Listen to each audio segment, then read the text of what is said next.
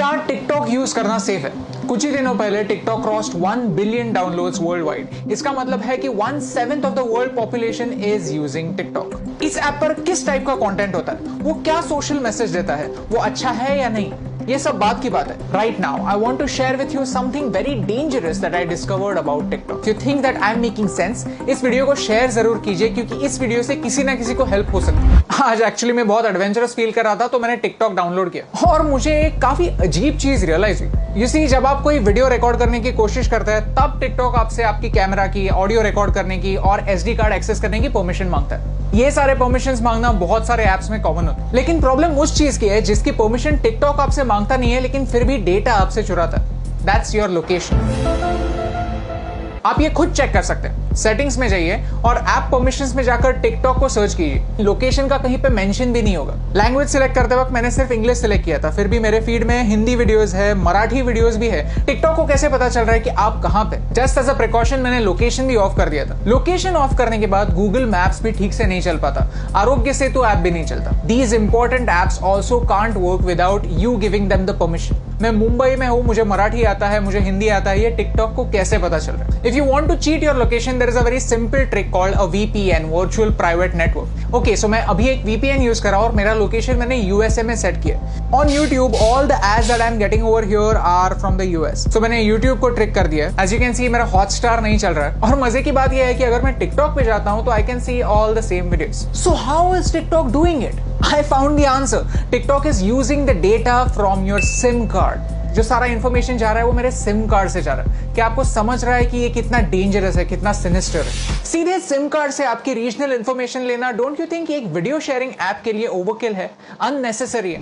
And the worst part is इसके बारे में कोई वार्निंग नहीं है। द ऐप जस्ट सेज कि we will automatically collect it, that's it. ये डिस्कवर करने के बाद मैंने टिकटॉक की प्राइवेसी पॉलिसी कंप्लीटली पढ़ी और उसमें मुझे कुछ ऑब्जेक्शनेबल पॉइंट्स दिखे। If you link any social media account to TikTok then TikTok वहां की इंफॉर्मेशन यूज कर सकता है आपके बारे में जानने के लिए। टिकटॉक कंटेंट डिलीवरी के लिए HTTP सर्वर्स यूज करता है, HTTPS नहीं, सिक्योर्ड सर्वर्स नहीं। तो ये सर्वर्स हैक हो सकता है। इस वीडियो में किसी ने डेमोन्स्ट्रेट किया है कि कैसे ऑफिशियल अकाउंट से एक गलत मैसेज फॉरवर्ड हो सकता है। आपका अकाउंट डिलीट होने के बाद भी टिकटॉक जब तक चाहे आपका डेटा उनके सर्वर्स में रख सकता है। और मेरा टिकटॉक के साथ सबसे बड़ा प्रॉब्लम है आर्टिफिशियल इंटेलिजेंस। कि ByteDance जो टिकटॉक की पेरेंट कंपनी है वो एक आर्टिफिशियल इंटेलिजेंस कंपनी है। उनका प्रोडक्ट कंटेंट क्रिएशन का प्लेटफॉर्म नहीं है, उनका प्रोडक्ट है algorithm. You see, China wants to be a superpower in AI by 2030. Computer की भाषा क्या होती है?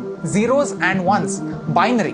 और वही टिकटॉक आपको करने के लिए बोलता है। Whenever you are watching a video on TikTok, you are taking a survey, you are feeding information to the computer, telling them what you like, what you don't like, what you agree with and what you don't agree with, and all of this information is going to China. आपको क्या लगता है, क्या ये सही हो रहा है? Tell me in the comments below. In social media, artificial intelligence changes the game completely.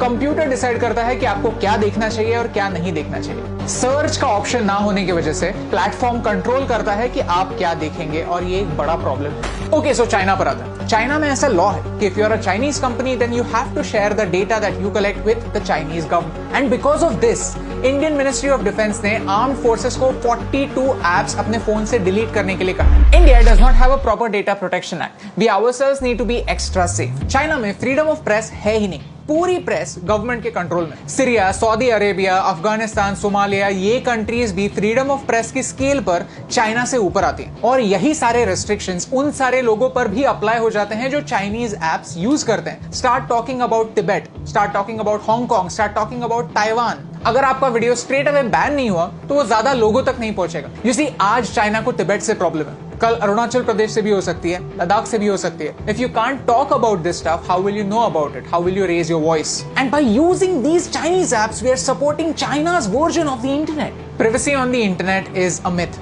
हम जब भी कोई सर्विस फ्री में यूज करते हैं तो हम उनके प्रोडक्ट होते हैं, हमारा डेटा हमारी करेंसी होता है। शुड यू डिलीट टिकटॉक और any other app for that matter? ये बताने वाला मैं कोई नहीं होता। But you can definitely take some precautions. If you have Chinese apps on your phones, then don't use UPI or any net banking apps on the same phone. When creating an account, don't use Google to sign in. Create a new account, use a different password. Cyber theft is real.